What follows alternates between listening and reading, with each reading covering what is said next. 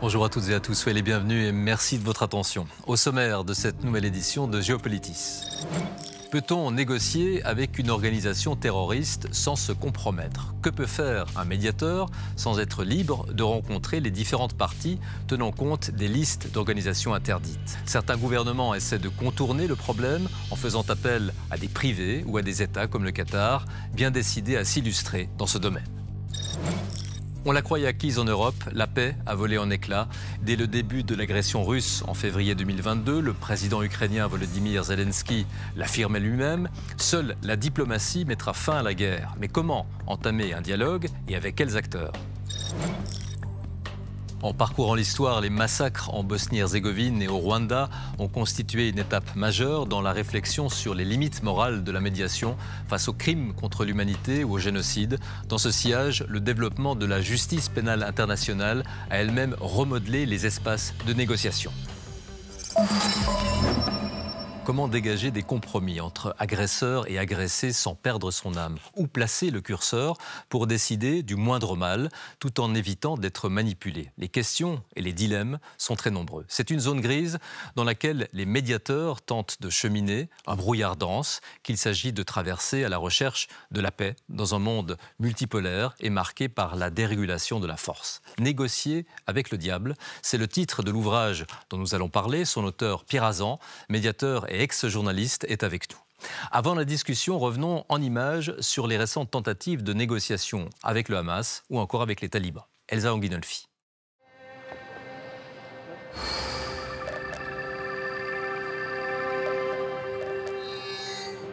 Le 24 novembre, après des semaines de frappes massives et des milliers de morts, les bombardements cessent sur la bande de Gaza. Une partie des otages enlevés lors des attaques commises par le Hamas le 7 octobre sont relâchés et remis au CICR. En contrepartie, Israël libère des Palestiniens emprisonnés. Les camions d'aide humanitaire sont aussi plus nombreux. Cette trêve, qui durera 7 jours, a été longuement et difficilement négociée.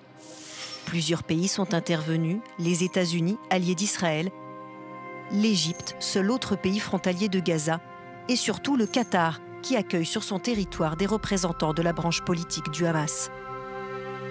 Nous avons une position unique que beaucoup de pays n'ont pas.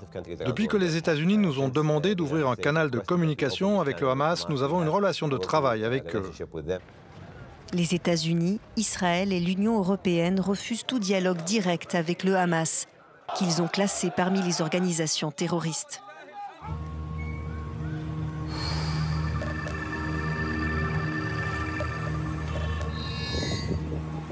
Août 2021, alors que les talibans ont repris Kaboul, les derniers soldats américains quittent l'Afghanistan dans la précipitation après 20 ans de guerre. Débuté en 2001, après les attentats du 11 septembre, ce conflit marque le début de la politique américaine de guerre globale contre le terrorisme initiée par le président Bush. Étant donné la nature et la portée de nos ennemis, nous gagnerons ce conflit par l'accumulation patiente de victoires, en relevant une série de défis avec détermination, volonté et conviction. Aujourd'hui, nous nous concentrons sur l'Afghanistan, mais la bataille est plus vaste. Les talibans afghans ne figurent pas sur la liste américaine des organisations terroristes. Mais il faudra tout de même attendre presque 10 ans après le début du conflit pour que soient lancées des discussions directes et secrètes entre talibans et Américains. Et encore 10 ans de plus pour arriver à la signature d'un accord le 29 février 2020 à Doha.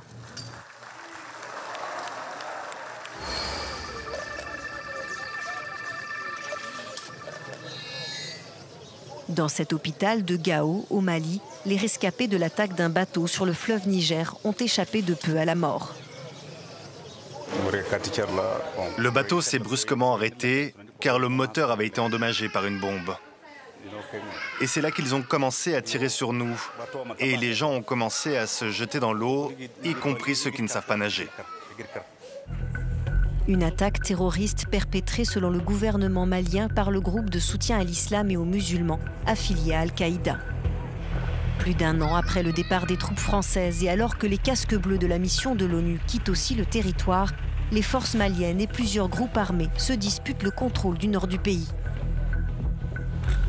Par le passé, il y a eu des signes d'ouverture de la part de la junte au pouvoir sur de possibles négociations avec certains groupes djihadistes. Alors que les tensions s'intensifient dans le nord du pays, la perspective d'un dialogue semble s'éloigner.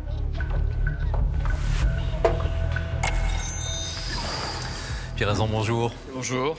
Dans votre parcours, vous avez été journaliste, puis vous avez rejoint une organisation de médiation des conflits armés, le Centre pour le dialogue humanitaire. Comme vous l'écrivez, vous êtes passé de l'éthique de conviction à l'éthique de la responsabilité. C'est dire que vous avez fait face à de nombreuses situations difficiles, d'où la rédaction de cet ouvrage, Négocier avec le diable, aux éditions textuelles, qui vient de faire l'objet d'une traduction en anglais qui va paraître donc en ce début d'année chez Hearst. Négocier avec le diable, c'est un titre fort. Et d'autant que pour chaque protagoniste, le diable, ça peut être l'autre. Qui est le diable ? Justement, vous venez de le dire, trop souvent, la guerre implique une déshumanisation et donc l'autre, il faut en quelque sorte en faire un ennemi radical, donc le diaboliser. Et donc, d'une certaine manière, on se trouve trop souvent dans ces situations où l'autre, on l'a déshumanisé, mais en même temps, il va falloir à un certain moment commencer à discuter, à dialoguer, à négocier. Et donc, il faudra bien négocier avec celui qu'on a considéré comme le diable. L'un de vos chapitres est consacré à la négociation avec les terroristes. On pense bien sûr au 7 octobre. Or là, on se disait que les négociations allaient être complètement impensables. Pourtant, elles ont eu lieu, mais par l'intermédiaire du Qatar. C'était obligatoire, cet intermédiaire ? Il se fait effectivement que, après ce qui s'est passé le 7 octobre, il aurait été difficilement concevable qu'Israël et le Hamas soient à la même table. Donc il fallait des intermédiaires. Il se fait que le Qatar est un intermédiaire tout à fait particulier, assez étonnant d'une certaine manière, puisqu'il accueille chez lui la plus grande base militaire américaine de la région. Il est un allié stratégique de Washington, mais en même temps, il a des relations très proches avec le Hamas. Il accueille chez lui le leadership politique du Hamas, comme d'ailleurs les talibans. Et donc, il rejoint à la fois une relation très proche avec le monde occidental et en même temps avec le Hamas. Donc, il était en quelque sorte un partenaire très, très convenable pour une négociation très difficile. Le Qatar qui réussit à supplanter certains pays traditionnellement connus pour leur politique des bons offices, la Norvège, la Suisse par exemple. La Suisse, alors c'est très intéressant, on a vu l'évolution de la Suisse ces dernières années. D'abord sur le conflit entre la Russie et l'Ukraine, elle a pris des positions sur les sanctions. Évidemment, d'un certain côté, ça l'a coupé d'une position de médiateur que la Turquie a facilement, d'une certaine manière, joué ce rôle. Bien qu'elle soit par ailleurs, la Turquie, membre de l'OTAN, donc c'est intéressant. S'agissant du Hamas, pendant très longtemps, la Suisse dialoguait avec le Hamas. C'était l'un des rares pays, avec la Norvège, à parler directement avec le Hamas. Et puis, ces dernières semaines, après le 7 octobre, dans un premier temps, M. Cassis a justifié les relations en disant, au nom de la médiation, au nom des bons offices de la Suisse, il faut maintenir. Mais le lendemain même, le Conseil fédéral a considéré qu'il fallait mettre le Hamas sur la liste des organisations terroristes. Aujourd'hui, parmi les pays occidentaux, il n'y a qu'un seul pays qui est en état aujourd'hui de parler avec le Hamas. Ce n'est plus la Suisse, c'est uniquement la Norvège. Ces fameuses listes d'organisations terroristes, vous le rappelez bien dans l'ouvrage, c'est un moment de bascule. Après le 11 septembre 2001, ces listes d'organisations interdites ont compliqué le travail des médiateurs.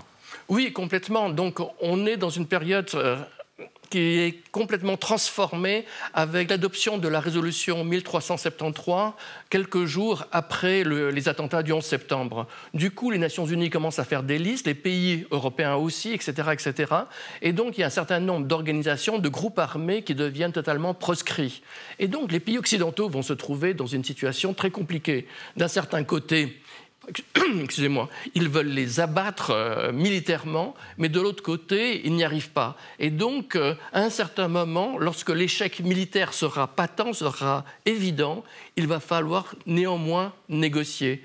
Et donc, d'une certaine manière, c'est ce qu'on verra avec l'Afghanistan. Si les talibans, quand ils le demandaient il y a une vingtaine d'années, les Américains auraient ouvert un canal de discussion, peut-être ça aurait aurait épargné des vies. 20 ans plus tard, il y a eu les négociations de Doha entre les Américains et les talibans, où les Américains étaient dans une position d'extraordinaire fragilité sur le départ, et donc après un désastre qui a coûté des dizaines de milliers de vies. Donc la question, effectivement, de la négociation avec les groupes armés se pose véritablement. Depuis l'agression russe en février 2022, les deux plus grands pays d'Europe sont en guerre. Qui dit guerre dit généralement négociation en amont pour tenter de trouver des solutions, pour tenter de l'éviter. Et pendant la guerre, bien sûr, pour tenter de trouver des issues, des compromis. Et ça a été le cas en 2022 avec l'accord céréalier. Regardez le sujet d'Anne Delette.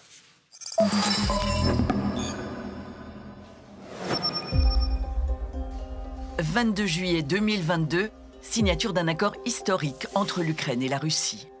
Dans le rôle des médiateurs, la Turquie, avec son président Recep Tayyip Erdogan. Face à lui, le ministre de la Défense russe et le ministre ukrainien des Infrastructures.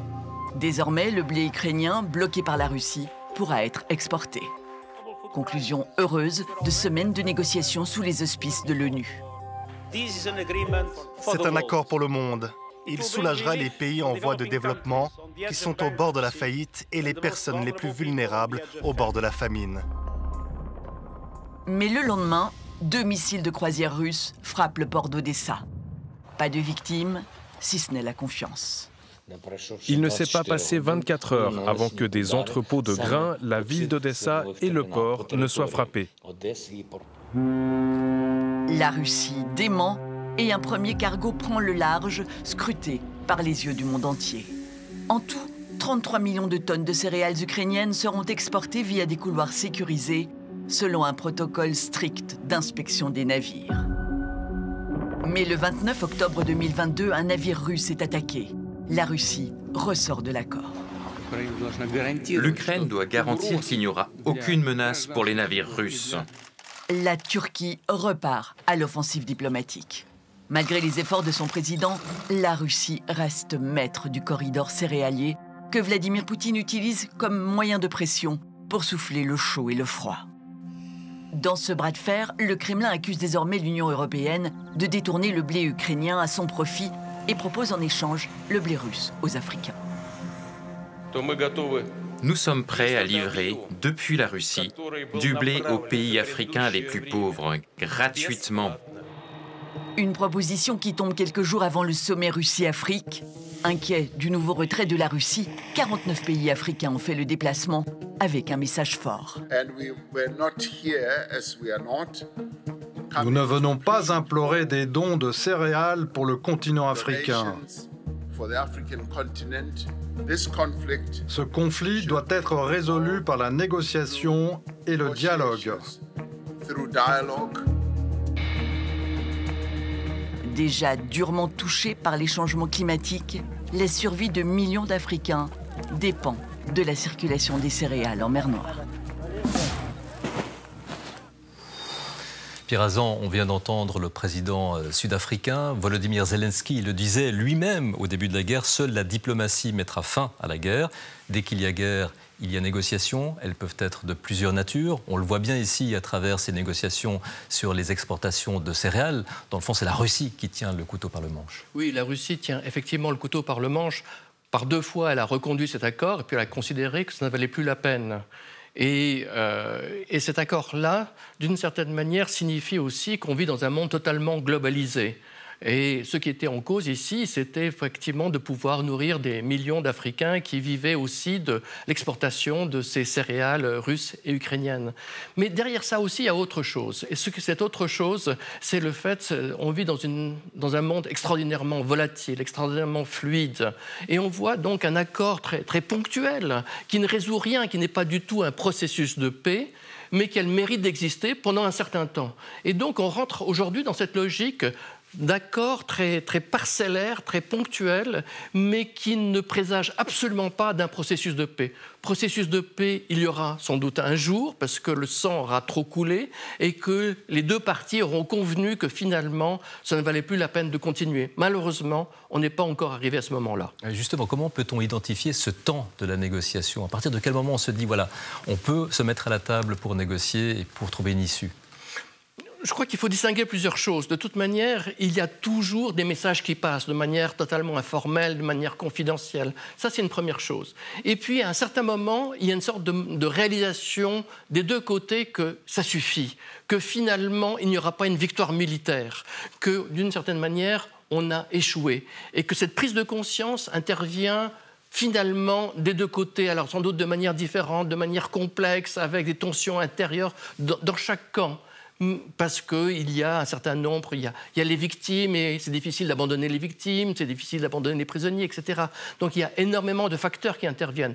Mais à un certain moment, il y a quand même la nécessité de se rendre compte qu'il faut passer par un compromis, par une négociation, même si elle soit difficile, même si elle sera terriblement complexe. On l'a vu dans plein de conflits. À Genève même, on a accueilli tellement de conférences, je pense notamment à celle de l'ex-Yougoslavie, qui a duré des années sans donner pourtant beaucoup de résultats pendant si longtemps. Donc, mais un jour, finalement, il y a une nouvelle configuration qui se présente et finalement, on arrive à ce que le sang arrête de couler. Lorsqu'on est médiateur, comment ne pas se faire manipuler? Parce que dans toutes les guerres, il y a ces tentatives de diabolisation de l'un ou de l'autre. Là, c'est particulièrement le cas. Oui, tout à fait. Et c'est pour ça aussi que j'ai écrit ce livre, parce que ça me semblait très, très important de dire que le médiateur doit avoir une boussole morale. Je donne un exemple qui m'a beaucoup frappé, c'est très, très rare. C'est un médiateur, enfin, c'est un homme qui voulait jouer ce rôle juste avant la Deuxième Guerre mondiale. Et en fait, il est totalement manipulé par le Troisième Reich. Et jusqu'au dernier jour de la paix, il va à Berlin apporter une proposition, soi-disant, de paix ou de négociation pour trouver une solution diplomatique aux différends entre l'Angleterre et l'Allemagne nazie. Et en fait, il est complètement manipulé. Donc la question pour la partie tierce, les médiateurs, c'est d'accepter d'être utilisé, parce qu'il n'est pas utilisé, il ne sert à rien, mais s'il devient manipulé, alors il devient simplement, il est tombé dans la compromission, et donc avec des effets potentiellement dramatiques. Alors vous montrez bien dans votre ouvrage les différentes étapes précisément dans l'histoire de la médiation. Deux traumatismes majeurs au début des années 90 vont obliger les Nations Unies à repenser en profondeur justement cette médiation. Le génocide rwandais bien sûr, le nettoyage ethnique en Bosnie-Herzégovine, le massacre de Srebrenica, juillet 95, a constitué un tournant dans l'horreur et dans ses conséquences. Voyez ce reportage de Raphaël Guillet qui est parti à la rencontre de survivants du massacre établi en Suisse. Des exécutions à la chaîne dans les forêts autour de Srebrenica, mais lui a pu s'échapper. Le voici en lieu sûr, KO debout après 6 jours de marche. Ça, c'est des images des gens même quand on est arrivé à Nezouk. Quand je n'avais pas bien avec mes jambes et tout ça, ils m'ont hospitalisé tout de suite et je suis arrivé à ma famille après 3 jours en arrivant à Nezouk. Un homme blessé que l'on retrouve en pleine forme 25 ans plus tard, à Yverdon où il vit. Vous y pensez tous les jours? Oui, mais on se réveille et puis on s'endort avec. La pire chose, c'est l'été, juillet et les forêts aussi. Ça fait beaucoup penser à ça. Cet autre bosniaque établi en Suisse a survécu grâce à la ruse, en se cachant dans un des bus réservés aux femmes et aux enfants de moins de 10 ans. J'ai été séparé 2 fois pour me tuer, bien sûr, comme tous les autres. Et puis en fait, là, on avance, ils nous trient. Ils disent, vous passez pas. Puis moi, je vous dis, le plupart qu'on voit ces hommes ici, ils sont plus là. Ils sont plus là. Tous ces enfants, ils ont tué. Donc moi, dans ma classe, on était plus ou moins, je ne me rappelle plus, franchement, ça fait longtemps déjà. On est 28 ou 30 petits garçons de 13, 14 et 15 ans. Ouais, 13 et 14 ans. On est 7-8. On vit même aujourd'hui à Srebrenica même avec des gens qui ont tué nos familles. Survivant lui aussi, ce bosniaque de Genève en veut au casque bleu d'être resté les bras croisés dans cette zone soi-disant protégée. Chaque fois que je regarde ce palais des Nations Unies, je ne peux pas m'empêcher de penser que dans cet immeuble-là, on aurait pu prendre la décision d'arrêter toute cette folie meurtrière. Srebrenica, pays de forêts et de fantômes.